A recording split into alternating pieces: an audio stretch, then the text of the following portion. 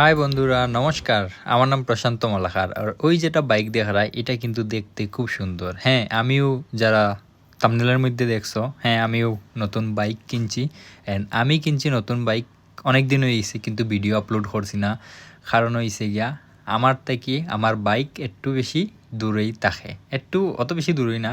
তো ওই যে দেখায় আমার ছোটো ভাই, তারাই বাইকটা কিনিয়া দেওয়া হয়েছে। আর তারাই মতলব লইয়া দেওয়া হয়েছে বাইকটা আমরা নিজের ছোটো ভাই।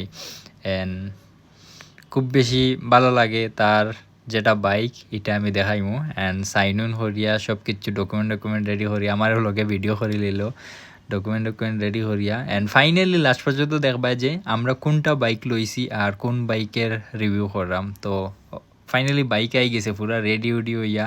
এখন কাপড় একটা ডাল মুফরে ডালিয়া মতলব বাইক গড় লইয়া যেতাম।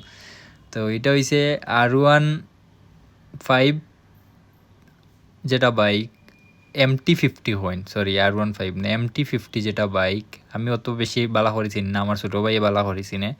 অ্যান্ড ওই বাইকটা লোয়া হয়েছে, খুব বেশি সুন্দর অ্যান্ড দেখতেও খুব বেশি বালা। অনেক হ্যাপি আমার ভাই, ছোটো ভাই। অ্যান্ড তারে হইলাম আমি তোরা গাড়ি ধুয়ে তোরা স্টার্ট রুট দে সাইন কীরকম দেখি গাড়িটা। অ্যান্ড খুব বেশি খুশি, খুব বেশি আনন্দ ওই বাইকটা পাইয়া। তার স্বপ্ন আসলো ওই বাইকটা লইতো, অ্যান্ড ফাইনালি লইছে। লইয়া এখন এখানে স্টার্ট দিত না, কইলাম বাইরে বাইরে একটু সাউন্ড শুনো সাইন কীরকম বাইকটার, তো তোমরাও শুনো।